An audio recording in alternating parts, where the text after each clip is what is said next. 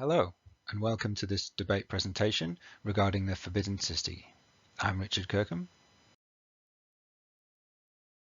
and my debate position is the most important factor for the Forbidden City's design was its expression of the rituals and functions undertaken therein. Ritual in China was reinvigorated by Confucius. Historian Bettany Hughes said, Confucius realized that ritual brought out positive emotions in us and could transform our mindset. Virtuous feelings could make virtuous beings. This led to ritual being central to Chinese culture for 4 millennia, stretching beyond religious worship into the everyday world. Following a power struggle won by Emperor Zhu Di, the Forbidden City's construction began in 1406.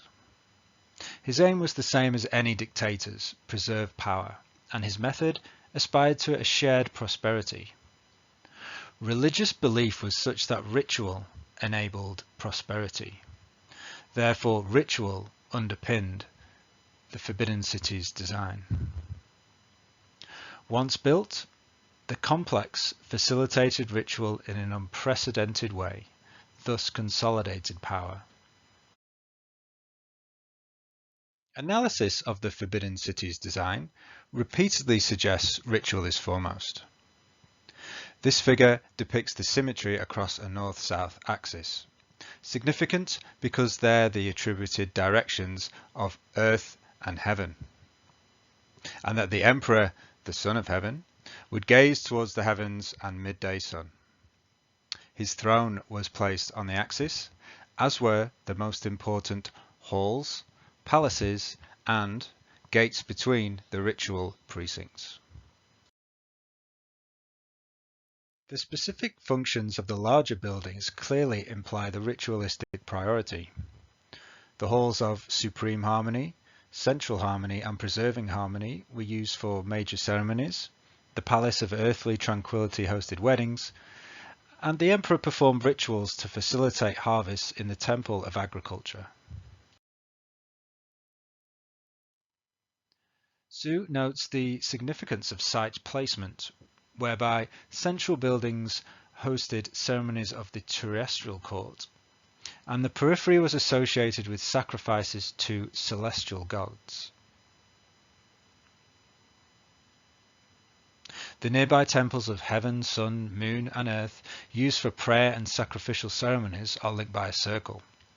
Therefore, the Forbidden City's design incorporated Chinese mythology's associations of circles with the heavens and squares with the earth, ritual influencing design.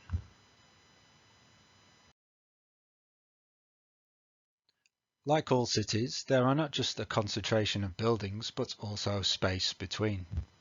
This figure shows the form-space relationship, with functional buildings clustered to the north and large open spaces occupying the south. The latter two clearly had a ritual purpose. Geometry was specifically aimed at directing movement, giving space to rituals for the rulers of the empire. Large marble courtyards were rare, so must have heightened the ritualistic impact on its users. Form-space duality was particularly significant because it represented an important Chinese idea, yin-yang. This concept guided ritual and architectural design to strive for harmony between opposite forces.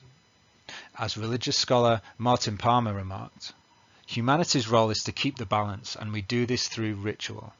And that's what this kind of temple complex was built for. This is where the ruler would come to make offerings to rebalance these two forces. And it wasn't just for the rulers. It took place in every single temple, every local shrine, right down to the household. Yang represents both males and odd numbers. Therefore, many examples of 3s, 5s, and 9s are applied to the design of this patriarchal precinct.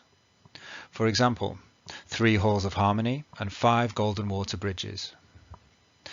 The highest single integer, 9, is a homonym for longevity in Chinese. Thus, many buildings measured 9 bays wide, a measurement for roof spans. There were 9 gates, and watchtowers had 9 roof beams, 18 pillars and 72 ridgepoles, aggregating to 99.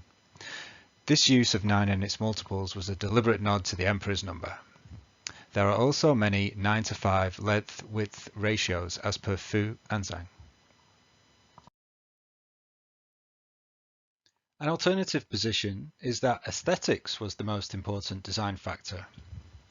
Although the finest example of Ming architecture in terms of magnitude, the Forbidden City's visual impact is limited. On an intimate scale, aesthetic detail is impressive, even awe-inspiring, but it is confined to the immediate vicinity due to a taxonomy of visibility barriers. The most impactful aesthetic technique is to afford users with a moment of the totality of the Forbidden City. However, a singular grand vista was not the design goal, suggesting aesthetics was secondary. The whole length of the axis is never revealed at once. It does not present a vista, but a succession of varied spaces in a related sequence, each one blocked, but visibly leading onto a further stage. Musgrove agrees that ritual surpasses aesthetics, asserting that monumentality was achieved by moving through the scene, not just viewing it. Both forms of monumentality are designed to impress upon the subject the power of the state, but one invites ritual participation, while the other merely commands attention as the focus of public view. Therefore, more important was the experiential journey towards the Forbidden City's center, a ritual of sorts where one approaches a demigod. The elevation increases, each increase being an indication of the power of the emperor. Historian Lewis Mumford argued that cities always reflect the societies that built them, and the Forbidden City reflects clearly the paramount importance of ritual. Zhu states, rites most important to the emperor were conducted on a specified site, in a temple or on an altar located somewhere in Beijing. Further, Confucian principles dictated that a properly designed palace compound would illustrate the perfect harmony between man and earth, foster stability, and promote economic prosperity. Therefore, the Forbidden City had to be designed primarily with ritual in mind, given ritual's utmost standing as the enabler of prosperity and thus political strength in imperial China. That concludes this presentation. Thank you.